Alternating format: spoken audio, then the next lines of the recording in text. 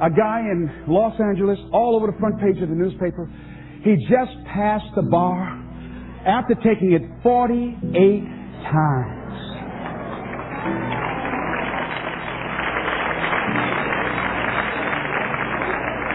That bar was his volcano. He had more than enough reason and excuses not to take it. His son has a law firm. He could have been a legal assistant, a clerk. And people all of a sudden used to laugh at this guy. He was a laughing stock. Are you taking the bar lately? Can you imagine what they did to this dude? No, that guy is man making a career taking the bar. But by the way, he needed to make a career to pass it. People will do that too. You know, people talk about John Kennedy Jr. failing the bar. Did you read in the newspaper that he passed? I didn't see that, but did they make a bigger deal about him passing as they did when he failed? No, you know why? People like to see you fail. They like to see that. People are like that. I don't know why it's set up like that.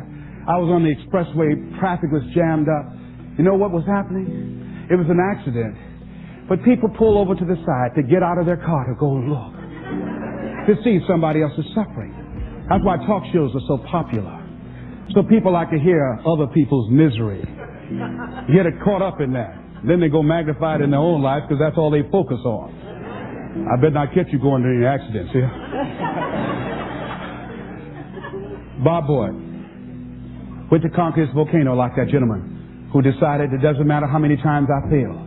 I'm going to courageously pursue it. I don't care what people say. I don't care what they think. This is something that I want that gives my life meaning and value. You got a volcano like that in you somewhere. There's something. See, at some point in time, all of us have seen our destiny.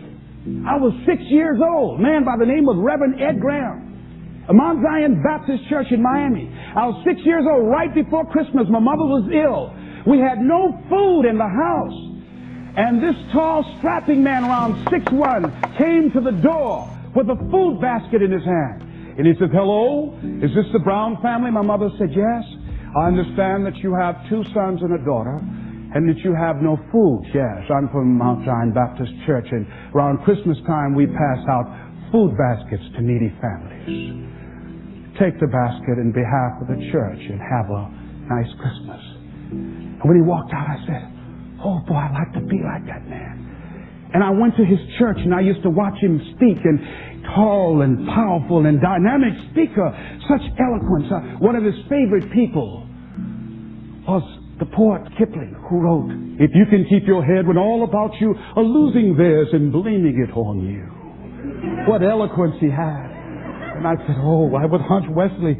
I said, "Wesley, I'd like to be like Reverend Graham. Boy, he's powerful." A friend of mine, Mildred Singleton, my former fiancée, she was with a school outing. But we're still good friends. She is at a... Y'all always dipping in my stuff, but anyhow. Somebody say, "I take you, it's all right." But she was on a school outing, and they took her to a hospital, and she was in the operating room watching from a distance. And she saw someone working or doing eye surgery. She says, "That's what I want to do." She's just a teenager, and today she's an ophthalmologist. All of us had seen our destiny at some point in time, and we decided not to listen. We decided to ignore it and say, "No, that's not for me." Life came in and slapped us side the head, and we stopped dreaming anymore. Digger Thomas said, "The impulse to dream has been slowly beaten out of me through the experience of life."